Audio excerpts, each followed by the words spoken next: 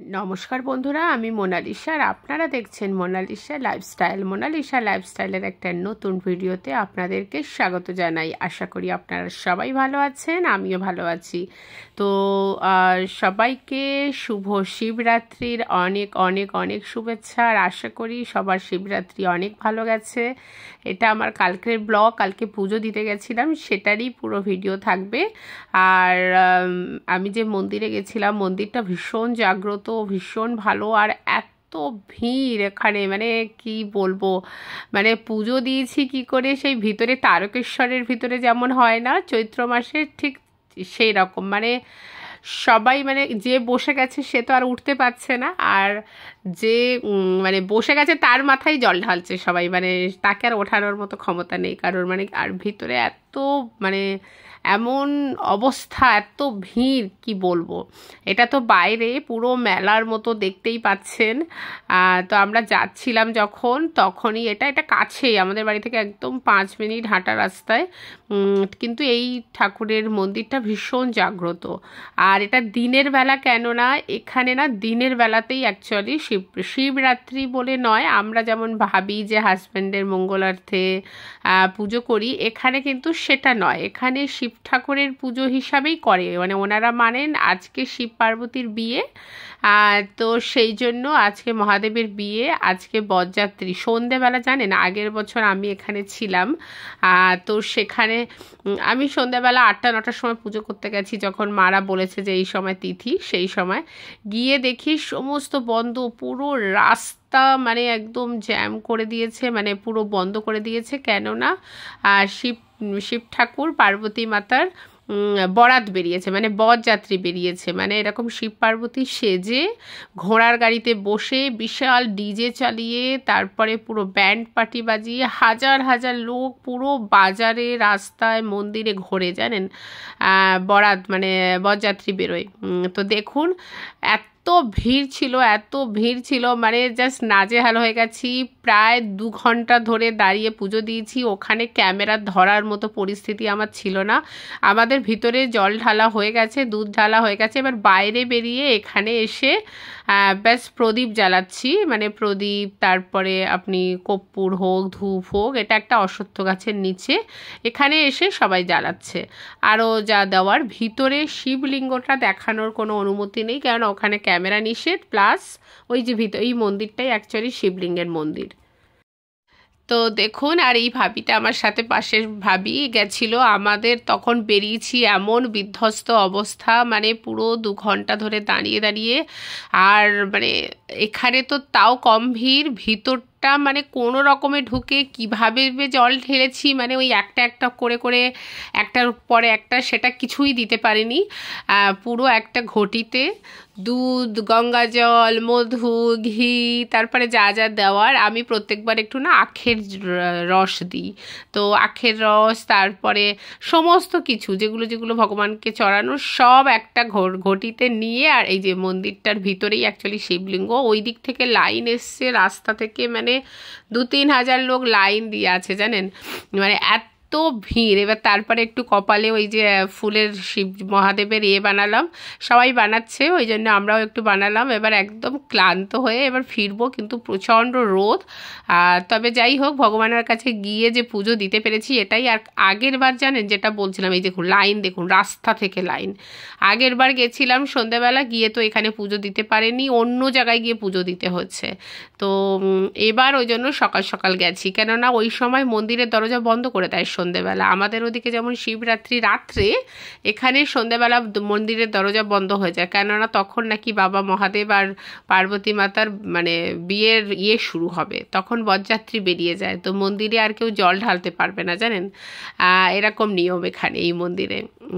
অন্য জায়গায় মানে ম্যাক্সিমাম বাইরের দিকে তাই। এরা অ্যাকচুয়ালি দেখুন শিব ঠাকুর, মানে আমরা শিব ঠাকুর শুধু ভাবি হাজব্যান্ডের মঙ্গলার্থে আমরা করছি, কিন্তু এরকম নয়, শিব ঠাকুর সবার জন্য, সেই জন্য বয়স্ক লোক, বাচ্চা, মানে সবাই, ছেলেরাও সব উপোস থাকে, সবাই উপোস থাকে এবং সবাই পুজো করে, সবাই পুজো করে এখানে। মানে শিবরাত্রির পুজো সবাই করে, ছেলে মেয়ে বাচ্চা বুড়ো সবাই।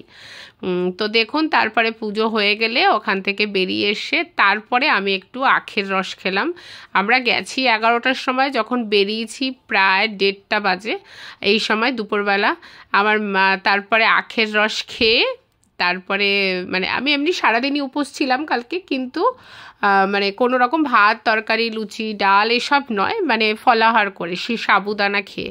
আর দেখুন এই জায়গাটা না, এখানে মাটির পুরো ভাঁড়, তারপরে চায়ের ভাঁড়, প্রদীপ সব এখানে বিক্রি করে। আর এই যে এটা লক্ষ্মী ভাণ্ডার, যেটা এই ভাণ্ডার আমি একটা কিনে এনেছি জানেন, ভাবলাম শিবরাত্রির দিন কিনে আনি, ওতে পয়সা ভরবো। আমার কি ভালো লাগে জানেন, ওতে বেশ 1 টাকা 2 টাকা 5 টাকা ভরতে থাকবো, একসঙ্গে জমবে। তো ওটা খুব ভালো লাগে। তো ওই একটা কেনা হলো। এই ভাবিকে বললাম, ভাবি একটু দেখো, আমি ভিডিও করছিলাম, আর একটা লক্ষ্মী ভাণ্ডারও কিনে আনলাম। তো যাই হোক, এইভাবেই পুরো পুজো টুজো দিয়ে ফিরলাম। প্রায় 3 ঘন্টা লেগে গেছিলো। আমার ছেলে আর যায়নি, ছেলের পরীক্ষা হয়ে গেছে, কিন্তু ও বাড়িতেই ছিল, বলে মা আমি যাব না এত রোদে, ও একাই বাড়িতে ছিল। তো ফিরে তারপরে এই সাবুদানার খিচুড়ি বলে অ্যাকচুয়ালি, এদিকে আমিও শিখেছি এই দিকটাই। ওখানে আমি আগে তো সাবুদানা মাখাই জানতাম ব্যাস, আর সাবুদানা দুধ দিয়ে পায়েস বানানো জানতাম। তবে জানেন তো, মানে উপোসের দিন বিশেষ করে মিষ্টি মিষ্টি তো, মানে যেহেতু ওদিন আমি নুন খাই না অ্যাকচুয়ালি, মানে সাদা নুন খাই না, আর কোনো রকম হলুদ এই টাইপের কিছু খাই না, মানে আর আনাজ জাতীয় জিনিস, ভাত ডাল, মানে কোনো কিছুই এই টাইপের কোনো কিছুই খাই না। তো সেই জন্য আর নির্জলা উপোসও আমি থাকি না, মানে যেহেতু আমরা দিনের বেলা পুজো করে নিই। মানে আমি বাইরে যতদিন আছি, মানে শুধু এই ঝাড়খণ্ডে নয়, মহারাষ্ট্রেও যখন ছিলাম, তারপরে যখন এমপিতেও ছিলাম, সব দিনের বেলাতেই পুজো হয় জানেন, এরা সব রাত্রেবেলা পুজো করে না। তো সেই জন্য না, মানে দিনের বেলায় পুজো করে আর তারপরে এরকম ফলাহার করে নিই। তো দেখুন আমি এই সাবুদানার খিচুড়িটা না দারুণ খেতে, এটাকে একবার যারা উপোসে থাকেন খেয়ে দেখতে পারেন। তো প্রথমেই সাবুদানাটা প্রায় 1 ঘন্টা মতো ভিজিয়ে রেখেছিলাম। এটা একটা ট্রান্সপারেন্ট টাইপের সাবুদানা, মানে এই প্যাকেটটা দেখালাম, এখন বিভিন্ন রকমের সাবুদানা আছেই। তো আর দেখুন কড়াইটা এত গরম হয়ে গেছে না, আমি ক্যামেরাটা অ্যাকচুয়ালি অন করছিলাম। তো এটা একটু ঝাল ঝাল লাগবে, বেশ খেতে ভালো লাগে জানেন। আর এমনি উপোসের দিন তো একদমই দেখুন খেতে ভালো লাগে না, মানে সেদিন আর মিষ্টি মিষ্টি খেতেই ভালো লাগে না, খেতে হয় মিষ্টি ফল, কিন্তু আর আমার ইচ্ছা করে না ওই দিন। আর এই জন্য এই দিনগুলো আমি এই টাইপের কিছু একটা করে খাই। আর আমাদের ওদিকে দেখুন মারা সব নির্জলা উপোস করে, তো আমি একদমই পারি না, নির্জলা উপোস করি না, মানে পারি না, মানে কি করতে চাইলে করা যায়, আমি করি না। তবে হ্যাঁ, আমি ফলাহার করি, ফল দুধ এইসব খাই, আর এই সাবুদানার এইটা বানাই ম্যাক্সিমাম, বা সাবুদানার পায়েস বানিয়ে নিই। তো দেখুন কড়াইতে একটু আলু কেটে ভালো করে ওটাকে একটু বেশ ভেজে ভেজে নিলাম যাতে নরম হয়ে যায়, আর একটু কড়াইতে জিরে দিলাম, গোটা জিরে দিয়ে, আর এই কারি পাত্তাটা দিয়ে, আমার গাছের কারি পাত্তা, এটা ভীষণ ভালো আমার ফ্লেভারটা লাগে, মানে খুবই ভাল লাগে বিশ্বাস করুন। আমি ওই জন্য সব কিছুতে আপনারা দেখবেন যে আমি কারি পাত্তা দিই, আমার এই ফ্লেভারটাই অ্যাকচুয়ালি ভাল লাগে।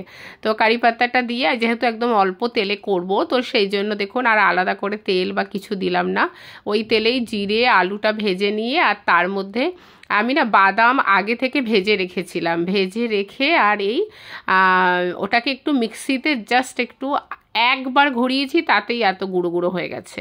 আধা ভাঙা কেন করে নিয়েছি, এর মধ্যে সাবুদানা দিলে না, সাবুদানাটা 1 ঘন্টা ধরে ভিজিয়ে রেখেছিলাম, সাবুদানা দিলে না আর ওই যে গোলে ল্যাটপেটে টাইপের একটা হয়ে যায় না, ল্যালনেলে টাইপের, সেটা আর হবে না, একদম ঝরঝরে টাইপের সাবুদানা হবে। আর এদিকেই আমি শিখেছি মেনলি উপোস থাকলে এরা কাঁচা নুন, তারপরে এই টাইপের কিছু খায় না, সর্ষের তেল খায় না সেদিন, তো সেই জন্য ঘি বা সাদা তেলেরই করার চেষ্টা করি। আমি ঘি দিয়ে করেছি, মানে খুবই ভাল লাগে খেতে। এবার সাবুদানা দিয়ে বেশ নাড়াতে থাকবো।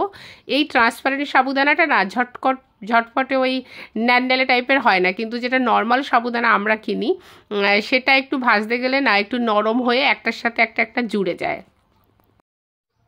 আর এবার এতে একটু কাঁচা লঙ্কা কুচি দেবো যাতে ঝাল ঝাল হয়। আমি 2-3টে কাঁচা লঙ্কা কুচিয়ে দেবো এইভাবে, মানে দিয়ে চাকু দিয়ে, আপনারা যেভাবেই হোক দেবেন। আর এতে না হলুদ দেবো, কোনো মশলা দেবো না, শুধু একটু সেন্ধা নমক দেবো, যেগুলো সন্ধে লবণ বলে। এটা নাকি ব্রতে খাওয়া যায় বা উপোসে খাওয়া যায়। এবার যে যেটা খায় কি খায় না, আমি খাই। আমি উপোস সেইভাবে কোনো উপোসই করি না, তবে হ্যাঁ এই শিবরাত্রি আর জন্মাষ্টমীর উপোস, এই দুটো উপোস করি। তো সেই জন্য এই দুদিন এবারে আমি এতে একটু সেন্ধাক লবণ দেবো, নুন দেবো, এই যে তো এটা দিয়ে যতটা আমার পরিমাণ মতো আমি দেব, দিয়ে এটা ব্যাস হয়ে যাবে একদম ঝরঝরে, সেই পোহা টাইপের, বুঝেছেন? মানে কোনো কিছু একটা শুকনো, যেমন আমরা চিঁড়ের পোলাও টোলাও করি না, ওই রকম, মানে ঝাল পোলাওয়ের মতো খেতে দারুণ হয়। বিশ্বাস করুন, এইভাবে সাবুদানার পোলাও বলতে পারেন, সাবুদানার খিচুড়ি বলতে পারেন, দারুণ খেতে হয়। এইভাবে করে তারপরে খেলাম। আমার ছেলের তো এটাও খুব পছন্দ, যখন আমার উপোস থাকে ছেলেও এটা খায়। তো দুজনে মিলে এই যে লাস্টে আরেকটু আমি ব্যাস ঘি দিয়ে দিচ্ছি। ঘিয়ের এই স্মেলটা না, মানে আমার ভীষণ ভালো লাগে, গন্ধটা এটা সুন্দর লাগে। মানে লাস্টে যে কোনো কিছু নামানোর সময় একটু ঘি দিয়ে দিলে না, তার একটা আলাদাই মানে টেক্সচার চলে আসে। আর দেখুন কিচ্ছু দিইনি, কিন্তু খেতে কিন্তু দারুণ। এটা খেয়েই কালকে কাটিয়েছিলাম রাত্রে, মানে ওটা পুজো দিয়ে এসে এটা বানিয়েছিলাম অবশ্য 3-4টের দিকে। আর রাত্রে অল্প একটু ব্যাস দুধ, একটু কলা ফলা, একটু মিষ্টি ফিষ্টি খেয়ে নিয়েছিলাম, আর কিছু করিনি। ভেবেছিলাম সাবুদানার একটু পায়েস বানাবো, তো ছেলের খুব পছন্দ, ছেলে একটু বানাতে বলেছিল, ছেলের জন্য একটু বানিয়েছিলাম, আর আমি একটু খেয়েছিলাম। কিন্তু যাই হোক, ওইভাবে করেই পুরো দিনটা কাটালাম। আর শিব ঠাকুরের পুজো তো দেখালামই আপনাদের, ভীষণ ভিড় ছিল মন্দিরে। তো এটা ভীষণ ঝরঝরে আর খেতে ভীষণ ভালো হয়েছে। তো আশা করি ভিডিওটা ভালো লেগেছে। যদি ভালো লেগে থাকে অবশ্যই লাইক করে দেবেন আর কমেন্ট করে জানাবেন কেমন লাগলো। আর যারা আমার চ্যানেলে নতুন অবশ্যই সাবস্ক্রাইব ফলো করবেন। আজকের মতো টাটা।